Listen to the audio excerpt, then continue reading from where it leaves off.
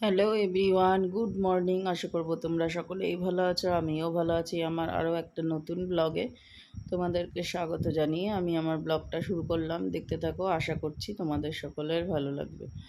আজকে সকাল থেকেই ব্লগটা শুরু করলাম।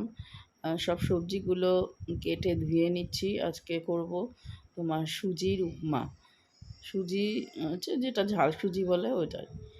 তো তার জন্য গাজর, একটা আলু আর একটুখানি ক্যাপসিকাম কেটে ধুয়ে নিচ্ছি।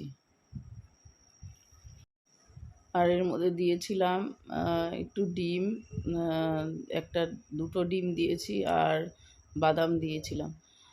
সুজির এই ঝাল সুজিটা আমার খেতে খুব ভাল লাগে। এরকমভাবে ঝুড়ো ঝুড়ো হবে, বেশ খেতে মজা লাগে আমার।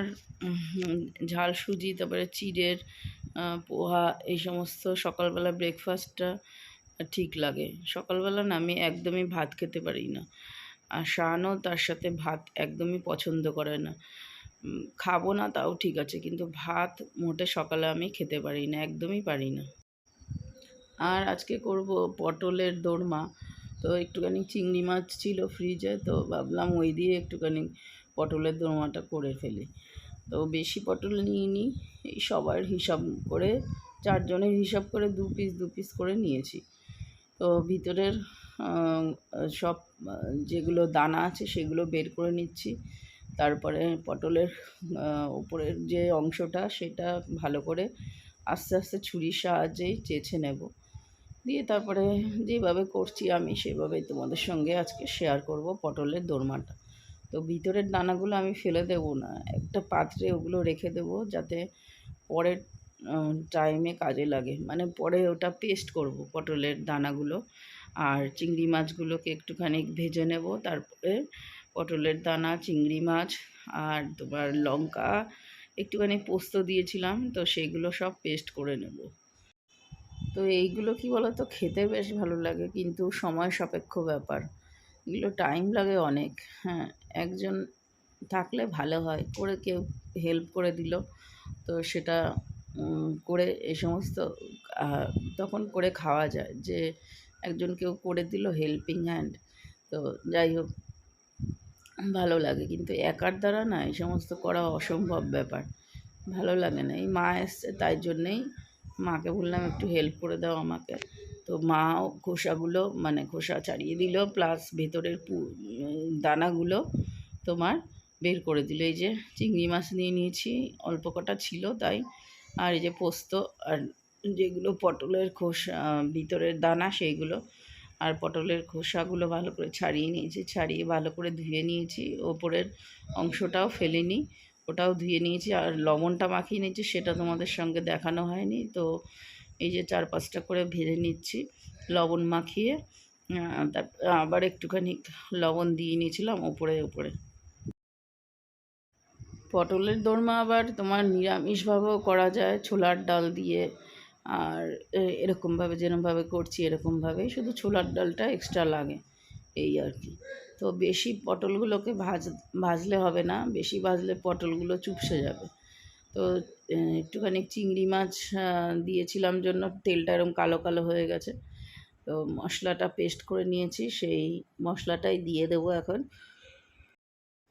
তো তেলের পরে শুধু মশলাটা ভেজে নিচ্ছি, পুর করব।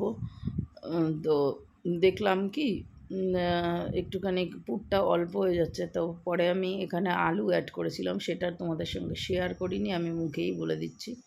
আর এখানে দিয়ে দিলাম তোমার লবণ আর হলুদ সামান্য পরিমাণে। অলরেডি আমার পটলে লবণ দেয়াই রয়েছে, ওর জন্য মশলাতেও পুরের মধ্যে অল্প একটুখানি দিয়েছি। আর ভাজা মশলা, ধনের গুঁড়ো, জিরের গুঁড়ো, লঙ্কার গুঁড়ো, যে ভাজা মশলা থাকে আমার, তো সেটাকে ভালো করে দিয়ে, এটা দেখো পুরটা হওয়ার মতোই হয়ে এসেছে। তো আর একটুখানি হবে, তারপরে নামিয়ে নেব।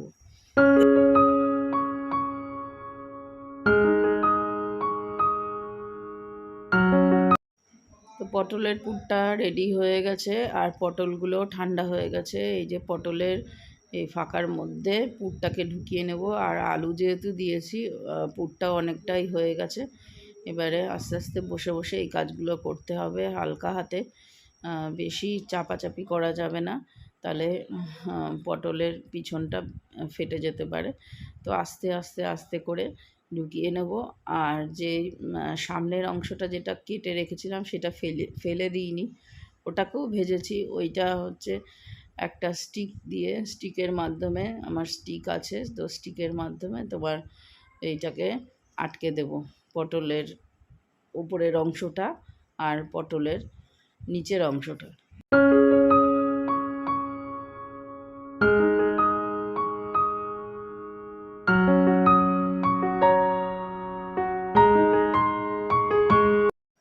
তো এই যে হয়ে গেছে, সবগুলো স্টিক লাগানো হয়ে গেছে। এইবারে আমি এইগুলোকে পরে মশলার সাথে দিয়ে দেবো। তো তেলের পরে জিরে আর শুকনো লঙ্কা ফোড়ন দিয়ে দিয়েছি সর্ষের তেলে। এবারে একটুখানি রসুন কুচিয়ে দিয়েছি। রসুন দেওয়ার পরে রসুনটা ভালো করে ভাজা হয়ে যাওয়ার পরে তারপরে দিয়ে দেবো পেঁয়াজ। এখানে দুটো বড় সাইজের পেঁয়াজ নিয়েছি, যেহেতু অন্য কোনো তোমার আলু টালু পড়বে না, শুধু পেঁয়াজের ওপরে তরকারিটা হবে, গ্রেভিটা। তো তার জন্য একটু দুটো পরিমাণ বড় বড় দেখে পেঁয়াজ নিয়েছি। এর মধ্যে দিয়ে দিলাম ভালো করে লবণ আর হলুদ, ভালো করে ভাজা ভাজা হবে। তারপরে দিয়ে দিয়েছিলাম আমি, টমেটো ছিল না, যেহেতু টমেটো পিউরিটা দিয়েছিলাম, সেটা তোমাদের সঙ্গে শেয়ার করা হয়নি। তো টমেটো পিউরি দেওয়ার পরে ভালো করে ভাজা ভাজা করার পরে তারপরে দিয়ে দেবো আমি সামান্য পরিমাণে ওই যে মিক্সিতে যেই জলটা ছিল, ওই জলটা, মশলা ধোয়া জলটা, ওটা দিয়ে দিলাম। ব্যাস, ওটা দেওয়ার পরে জলটা ভালো করে টকবক করে ফুটলো। তারপরে দিয়ে দিলাম ওর মধ্যে আমি পটলগুলো আস্তে আস্তে ছেড়ে দিলাম। আস্তে আস্তে দিয়ে ঢেকে রেখে দিতে হবে। আস্তে আস্তে এগুলো পটলটা সিদ্ধ হয়ে যাবে। অলরেডি পটল ভাজার সময় সিদ্ধ হয়েই গেছে, তবুও এই ঝোলের পরে দেওয়ার পরে আস্তে আস্তে সিদ্ধ হবে জন্য আমি সিম আছে এটাকে করে নেব ঢেকে ঢেকে। তো সব পটলগুলোকে দিয়ে দেব। তো দেখো, আমার রেডি হয়ে গেছে পটলের দোরমা।